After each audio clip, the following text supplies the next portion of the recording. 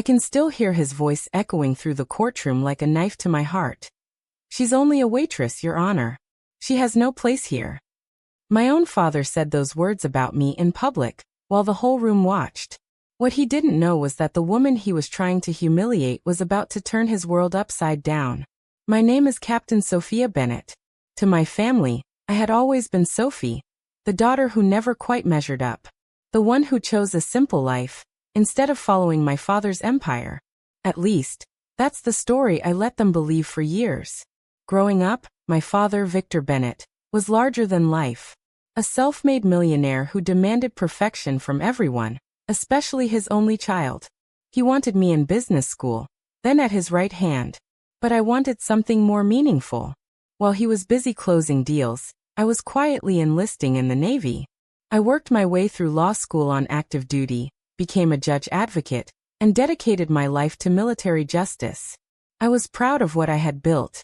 But every time I came home, the pressure returned. So I made a choice. I kept my real career hidden. On weekends near the base, I genuinely worked part-time at a quiet cafe. It helped me stay grounded and gave my mother something safe to tell her friends. Sophie is doing fine. She's waitressing while she figures things out. It hurt, carrying that secret. But I told myself it was better than constant fights. Better than hearing him say I was wasting my life. Until the day his empire started crumbling. My father was sued by his longtime business partner for massive financial fraud. The case was ugly, high-profile, and headed to trial. When I heard he was struggling with weak legal counsel, something inside me stirred. I wasn't going there to save him. I needed to see the truth for myself. That morning, I walked into the courtroom wearing a modest navy dress, my hair pulled back simply. I looked exactly like the daughter he had written off. I sat quietly at first, heart racing. Then the moment came.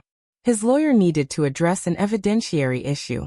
My father, clearly frustrated, pointed in my direction and said loudly, "Why are we wasting time? My daughter is only a waitress. She doesn't understand any of this."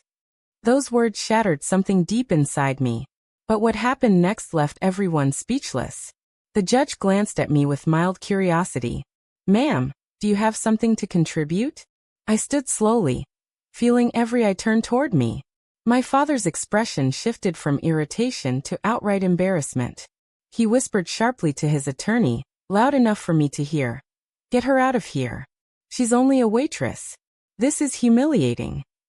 Humiliating. For him. In that moment, years of pain rushed over me like a wave.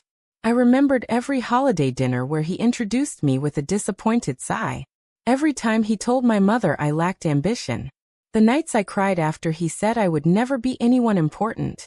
The way he slowly distanced himself when I refused to join his company. I had spent my entire adult life proving him wrong in silence. And now here he was, trying to shrink me in front of a judge and strangers. But I wasn't broken anymore. I stepped forward with calm confidence. "Your Honor, my name is Captain Sophia Bennett of the United States Navy Judge Advocate General's Corps. I am a licensed attorney with over 7 years of experience in federal and military law, specializing in complex financial cases." I placed my official military credentials and bar license on the table. The courtroom fell completely silent. My father's face drained of color. His mouth opened, but no words came out at first. The judge examined my documents, eyebrows raised in surprise. "Captain Bennett, you're recognized." As I began to speak, I presented clear, meticulously prepared evidence I had quietly reviewed before coming. I didn't exaggerate. I simply laid out the facts, emails, transaction records, and inconsistencies that directly impacted the case. My voice stayed steady, professional, and strong, the same voice I used when representing service members in serious proceedings. With every point I made, I felt the weight of my father's betrayal lifting. All those years he made me feel small. All the times he chose his pride over his daughter. The realization that he never believed in me, not once. He tried to interrupt once, voice cracking, "Sophia, this is family business." I looked him in the eyes for the first time without fear. "No, Dad. This stopped being about family the moment you chose to humiliate me instead of knowing me." Tears stung my eyes, but I held them back. This wasn't about revenge in that moment. It was about finally standing in my truth. The little girl who once desperately wanted her father's approval had grown into a woman who no longer needed it.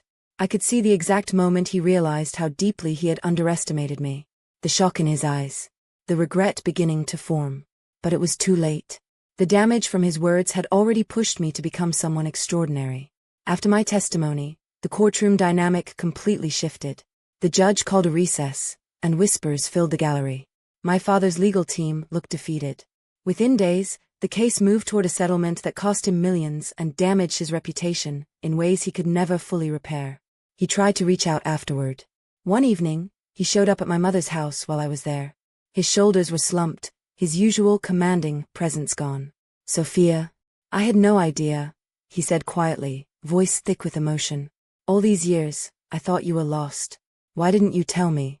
I looked at the man who had once been my hero and felt a strange mix of sadness and peace. "Because you never gave me space to be more than what you imagined," I replied gently. "I had to discover who I was without your voice in my head telling me I wasn't enough." He stood there, speechless, tears in his eyes. For the first time, my father looked small. I didn't gloat. I didn't need to. Watching him confront the consequences of how he had treated me was enough. I walked away that night with my head high, knowing I had finally closed a painful chapter. Today, I continue my service with pride. I still visit that little cafe sometimes.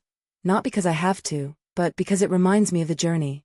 The girl who served coffee became the woman who stood tall in courtrooms that mattered. If you take one thing from my story, let it be this.